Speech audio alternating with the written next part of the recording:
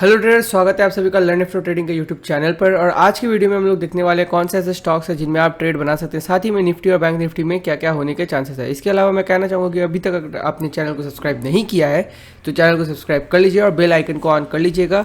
ये काफ़ी सारी अच्छी अच्छी वीडियोज़ हमने रिसेंटली लॉन्च करे हैं, तो आपको डेफिनेटली इन सभी को जाके गो थ्रू करना चाहिए और यहाँ से आपको काफ़ी चीज़ें सीखने को मिलेंगी।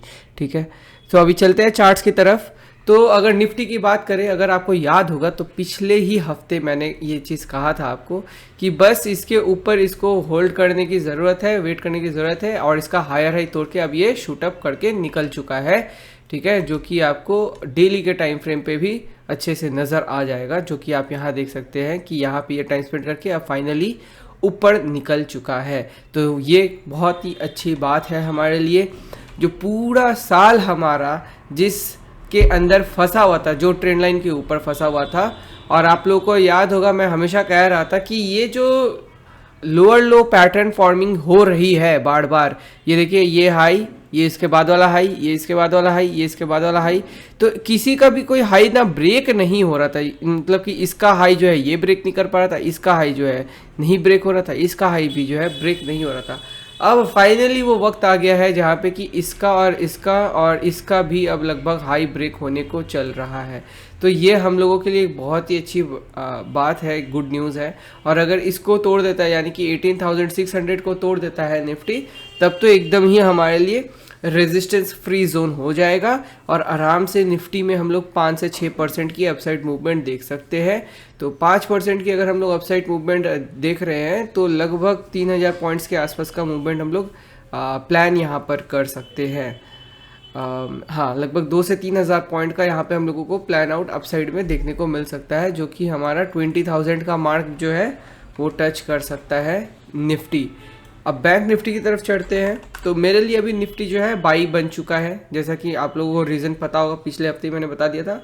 अब बैंक निफ्टी की ओर भी देखेंगे तो सिंपल सी बात है भैया, बैंक निफ्टी अब अपना ऑल टाइम हाई को ब्रेक करके निकल चुका है। ये सिंपल सी लाइन पिछले हफ्ते हमने ड्रॉ की हुई थी और आपको बताया भी था कि इसके ऊपर फ्रेश निकलना चाहिए। मैं इस एरिया पे कुछ करने के लिए रेडी नहीं हूँ और ये मैंने क्लियरली बोला था कि या तो मार्केट को इसके नीचे और या तो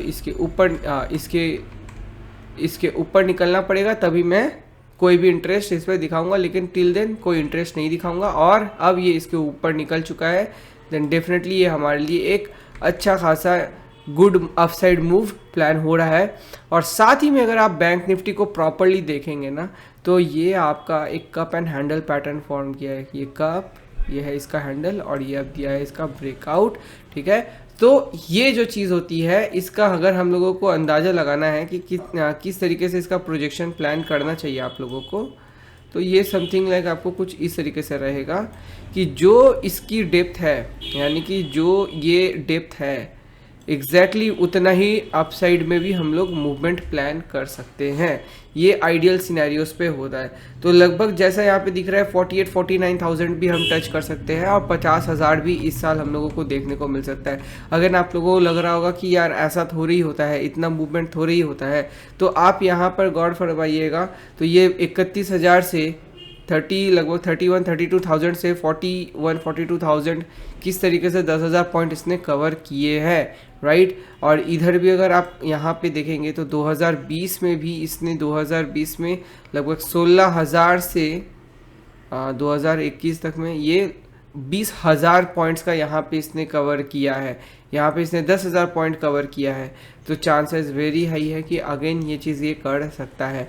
इनफैक्ट अगर 2019 में भी देखेंगे तो ये लगभग 6 से 7,000 तो ऑन एन एवरेज ये मूवमेंट देता ही रहता है। ठीक है, सो काफ़ी अच्छा खासा इसने टाइम स्पेंड कर लिया। मैंने जैसा कि आपको बोला था कि 2022 जो है वो उस तरह का नहीं रहेगा जैसा 2021 था, ट्रेंडिंग एंड ऑल।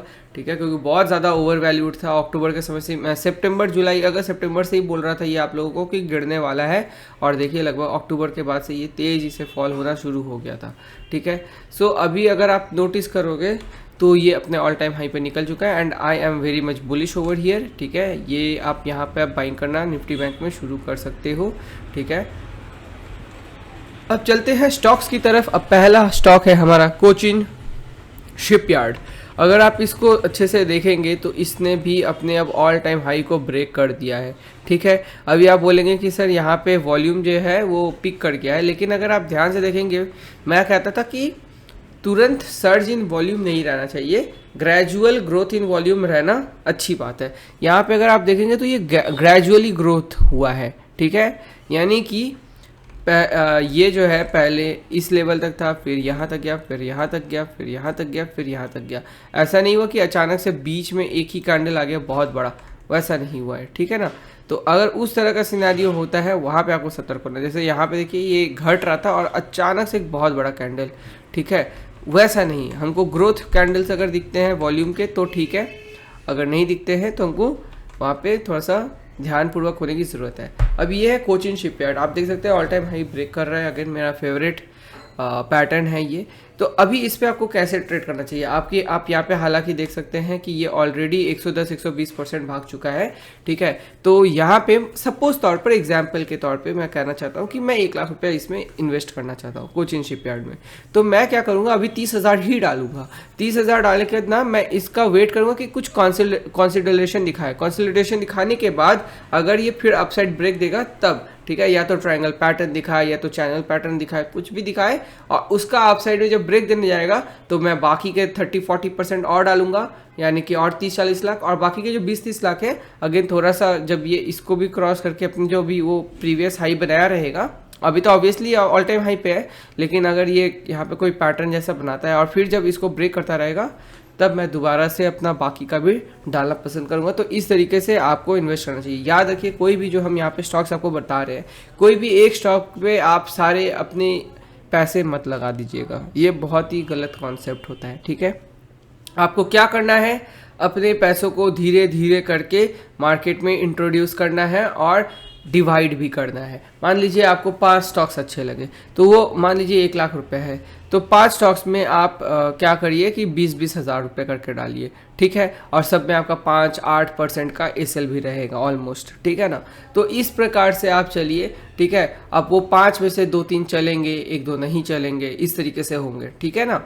तो इस तरीके से आपको प्लान करना है। ऐसा नहीं कि मैंने जिसमें लगाया वही भागना चाहिए, ये बेवकूफ़ी होती है। मार्केट ऐसा नहीं चलता है, आपके बोलने से मार्केट नहीं चलता है, मार्केट के बोलने पे आपको चलना ज़रूरी है, ठीक है।